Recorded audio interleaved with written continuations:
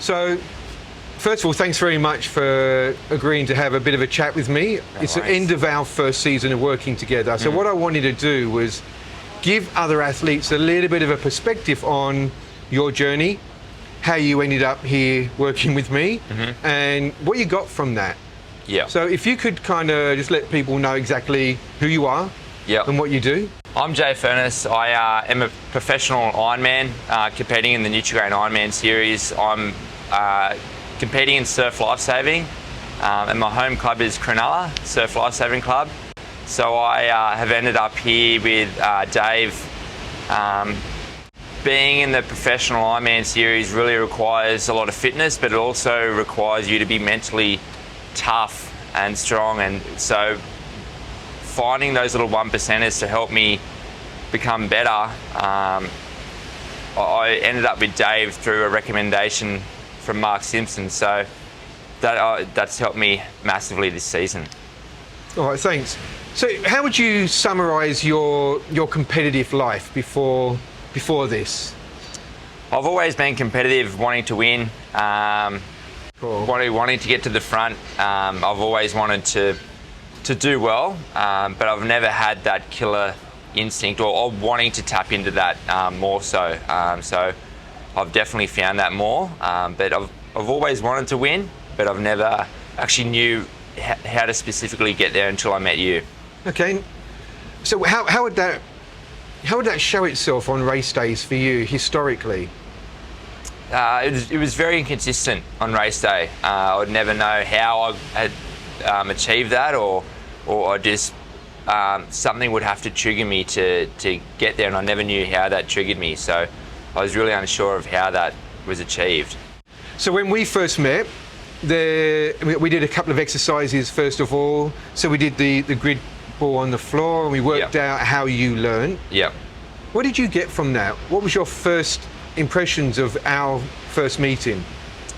Our first meeting, I guess I never really trusted myself or backed myself, and I never knew by doing that ball subconsciously tapping into that side of the brain to back myself, I guess. And that's one thing I learned, and then by doing those activities such as bounce, I learned that there's a process, and I just trust that process and stay on the train track. So by doing that, it helped me massively in my racing.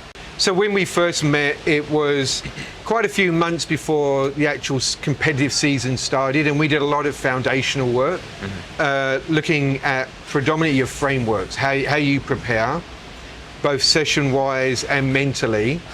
So we recognised there were some inconsistencies in how you prepared, and that was what was showing up in race days. What out of those first exercises that we did were the ones that you kind of adopted straight away, that without any kind of resistance?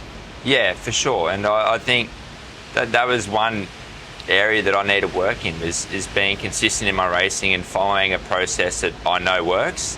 And again, comes back to the trusting and believing in myself, to know what works. So I'd got to race day and I knew exactly what I'd done was working, and I was ready to race. When we first started, there was a bit of resistance, right? Yeah, for sure. For sure. Why is that? As an athlete, I guess we would put you down as a mature athlete. Yeah. Where did that resistance come from? I guess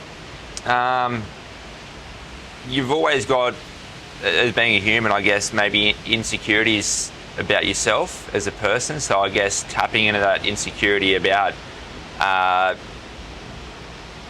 finding some weaknesses and some places that I need to work on. And like you said, being a older athlete, you tend to not know it all, but you tend to be set in your own way at times. So I guess tapping into that and being exposed a bit is a bit daunting. So being put out of your comfort zone is it's not easy, but it's something that I think needs to be done, and it's helped me massively. So what broke down the resistance? Because for me, there was definitely a tipping point. Yeah. And there was that resistance, and all of a sudden it was like, Okay, what's next? Yeah, So yeah. For you, can you remember what that tipping point was? By doing that funnel process, I think I actually believed, okay, I trust this process now. It actually, like, I can go out and race hard after I know that this funnel works. Obviously, there's a lot of refining to do and layering, but I know by trusting that and believing in it, seeing it actually works, I guess, turned me around in believing in the process. Okay, so that created a huge amount of momentum, and once we broke through that resistance and you started to create the momentum, it escalated really quickly, didn't it? Yeah. You're a teacher. Yep. So your day job is as a teacher. What do you see as a cross-platforming of what you do as an Ironman to how you teach your students? So, I guess teaching requires a lot of reflection. I guess, like, what worked in that lesson, what didn't, what can I do differently next time? And I guess transferring, I've always been a reflective person, but never to the sense that what can I do better? And I think being reflecting on what can I do better that I've learned through you is something that's just layering that 4% each time to get better and better. And that's what I've taken not only in my sport but in my personal life as well, and it's helped me across all areas of my life, like with balance with work and family life and sport as well. So it's helped me across everything. So that's my biggest thing I'm grateful for. So it's been a good season. Yeah. We've had some good results, and there's been a lot of progression in you as an athlete, and especially on competition day for you. What does that look like moving forward? What I need to, having that debrief with you recently, I need to be more consistent moving forward. So we've set this foundation now that I've got it in place. I just need to keep layering and be more consistent, and we've identified that. So by being more consistent across all areas, physically and mentally, I know that I will succeed and improve and get to where I need to be. What would you tell a younger Jay? See you earlier. No, 100%. There's kids out there, and I was one of these kids that are breaking into the series and being professional, and they've got nothing to lose. They go out there and bullet a gate, and they recover quick. They got a lot of testosterone with their growing bodies. So one thing I would do differently, and I've looked back on this, I've said it to my training partner, is tap into the mental side of things, because it's so important, and you set up your foundations, and your career's not that long in hindsight, so just tap into that earlier. Awesome. All right, so for you as an athlete, we've recognised there's some key things to work on. You got a bit of a break now. What do you do in the break? How do you relax? So, I know you're gardening at the moment. Yeah, gardening. Better homes and gardens. No, my kind of recharge is to just be with friends, family, just enjoy time and kind of do the things that I don't really get to do, like come home from work and walk the dog, or I'm not going to say cook dinner, but no, I like to spend time with family and friends and enjoy my time a bit, go surfing, do stuff that, I don't really get to do. So not that my life is, a nightmare by doing this, but it's just, sometimes you've got to sacrifice things, and which is part of life, and just enjoy the moment. So is there anything with what you've learned from me that just becomes a non-negotiable? You do it when you're not competing, you're doing it in times of relaxation. Is there any of those exercises that do truly cross over everything that you do? Yeah, for sure. Like, I know I reflect a lot. What can I do better? Always. I think that's. So is that structured journaling, like we talk about? Structured journaling. I do journal quite a bit. I write down a lot. What worked, what didn't, what can I do better, and also I I schedule a lot because being a teacher, family, all that stuff, life's pretty hectic. So I find that scheduling really breaks it down is you know exactly what you need to do. So I find that makes me a bit more relaxed and calm, and I can go out there and do what I need to do and not make it up on the spot. Yeah, okay.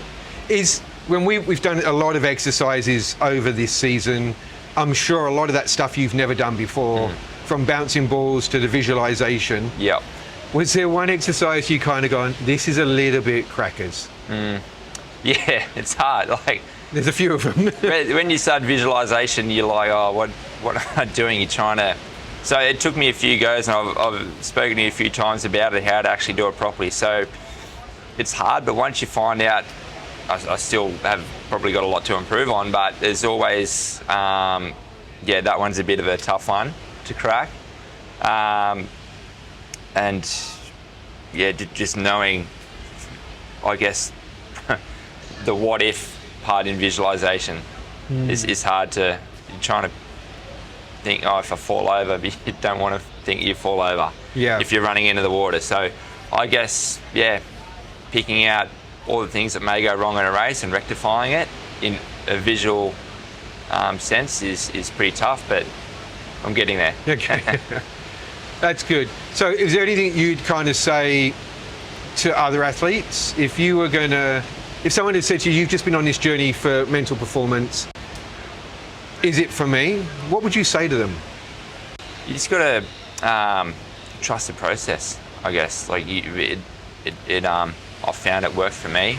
You got to believe in yourself. You got to put yourself out there and put yourself in the uncomfortable positions. And no matter, I've done this and I've still had bad results, but you got to keep improving on it. And I guess those setbacks are always going to happen, but you got to keep pushing forward. And it will come. And that's why I keep going around again and again, because it will. I know it will come.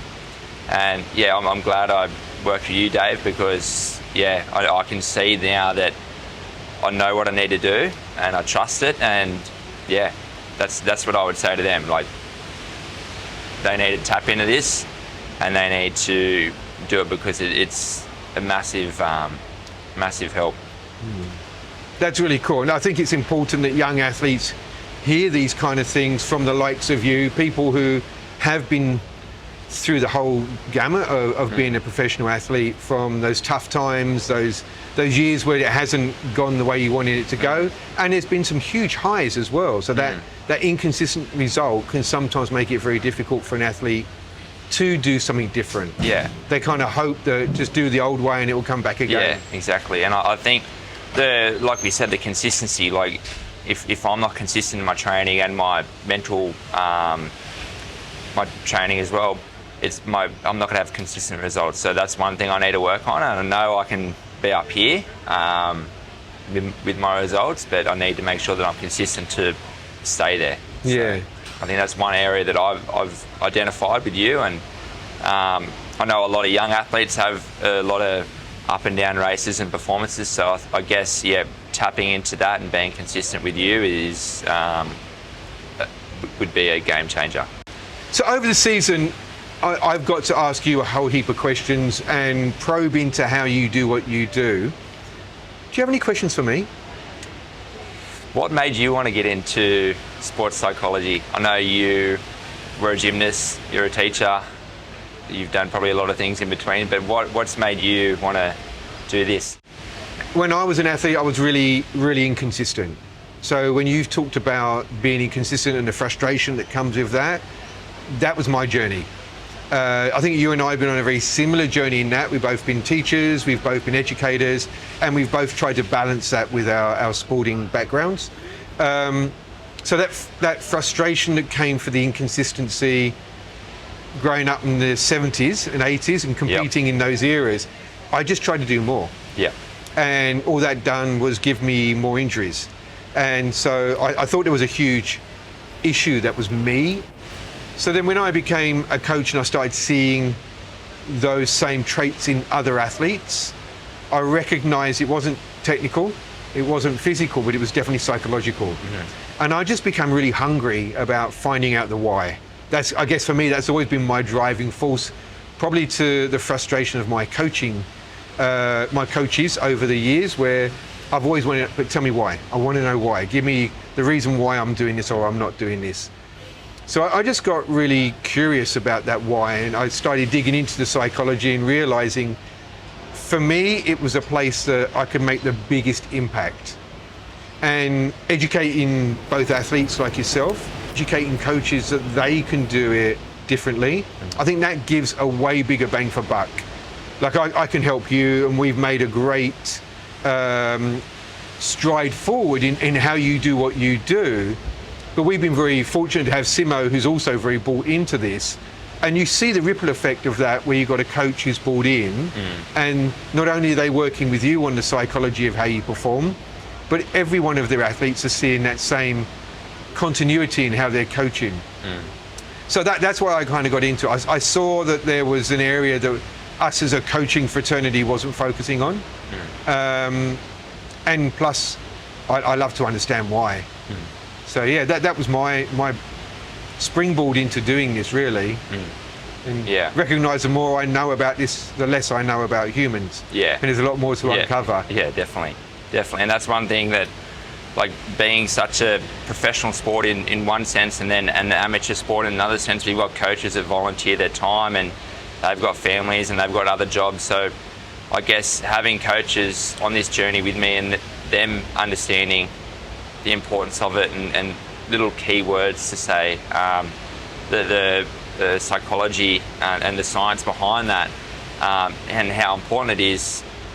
Them seeing that as well is great for not only me, but my club mates and my training partners and all that. So it's it's such an important part, because a lot of people don't know. They just think you got to train hard and head down, bum up kind of thing. So it's so important. So that's an interesting thing you raise, because how have your coaches responded? And when they've responded to, okay, what are you doing? What do you need from me? How have you been able to communicate that? I've been direct with my coaches, saying that I need this. Usually I'm a person that expects them to read between the lines, and a lot of the time they'll persuade me to not do that, but I found that by being direct, and they've accepted that, and they go, okay, well, he knows his body best and this is what he must need. So they've accepted that, and also with the keywords on race day or competition day, they just know what needs to be said and what doesn't need to be said. So that's great, because I think not only do you share a legacy of what you're doing out there in the ocean, but you're helping to educate coaches too. Yeah, definitely. And showing them that the passion they've got for their sport, they can do that smarter too. Yeah. And being in a leadership role in Cronulla, like potentially later on down the track, I can hopefully be a coach one day, and that's why I'm a teacher, is because I want to help educate people. I want to see them succeed as well. So that's why I'm a teacher. That's why I'm passionate about this sport, a leader in the surf club, and I just want not only myself to succeed, but my teammates and my coaches as well. So that's why I'm passionate about this. That's awesome. Well, I really appreciate you sharing your journey. I know that it's only been our first season, so this is really just the top layer of what you can achieve. I've been incredibly impressed with how you've taken on board this season and implemented that. Yes, there was a little resistance at the start, but you overcome that really quickly. Yeah. And you've utilised these skill sets really well. Yeah.